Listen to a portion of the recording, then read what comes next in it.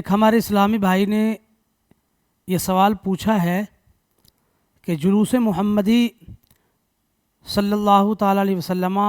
نکالنے کا صحیح طریقہ کیا ہے۔ بسم اللہ الرحمن الرحیم۔ دیکھیں، حضور علیہ الصلاۃ والسلام کی پیدائش کے دن یعنی 12 ربیع الاول شریف کو حضور علیہ الصلاۃ والسلام کی پیدائش کی خوشی میں جلوس نکالنا شرعاً جائز اور درست ہے، کیونکہ اس میں حضور علیہ الصلاۃ والسلام کی تعظیم بھی ہے اور اللہ کے رسول صلی اللہ تعالیٰ علیہ وسلم سے محبت کا اظہار بھی ہے۔ تو جب جلوس نکالیں اور جلوس میں شرکت کریں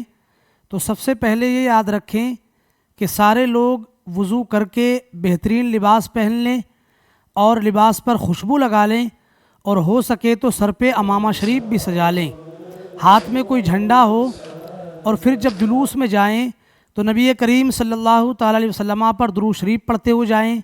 کلمہ طیبہ کا ورد کرتے ہوئے جائیں، ذکر و اذکار کرتے ہوئے جائیں، تکبیر و رسالت کے نعرے لگاتے ہوئے جائیں۔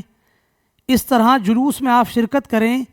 تو اللہ تبارک و تعالیٰ اس کی برکتیں بھی عطا فرمائے گا، اور اچھی نیت سے اگر اس طرح جلوس میں شرکت کریں گے تو پھر یہ باعث اجر و ثواب بھی ہے۔ لیکن یہ یاد رکھیں، شریعت کے خلاف جو چیزیں ہیں، مثلاً باجا، ڈی جے اور اسی طرح اور دوسرے ڈھول تماشے وغیرہ، یہ سب جلوس کے اندر شامل کرنا جو لوگ کرتے ہیں اور جو اس میں تعاون کرتے ہیں وہ سارے کے سارے لوگ گناہگار ہوتے ہیں، اس لیے کہ مذہب اسلام نے ڈی جے، باجے اور ڈھول وغیرہ کو ناجائز قرار دیا ہے۔ تو حضور علیہ الصلاۃ والسلام کے اس جلوس میں بھی یہ ساری کی ساری چیزیں ناجائز اور گناہ ہی ٹھہریں گی۔ اور ہم نے جلوس کے اندر یہ بھی دیکھا ہے کہ بعض خواتین اور مرد حضرات اپنے گھروں کی چھتوں کے اوپر سے کوئی کھانے کی چیز پھینکتا ہے، کوئی پینے کی چیز پھینکتا ہے، تو پھر ہوتا یہ ہے کہ لوگوں کے تو وہ ہاتھ نہیں لگتے ہیں، وہ کھانے کی چیز جو اللہ کا رزق ہے وہ نالی میں جاتا ہے، وہ لوگوں کے پیروں میں جاتا ہے، تو یہ رزق کی بے حرمتی اور بے ادبی ہے، اور مذہب اسلام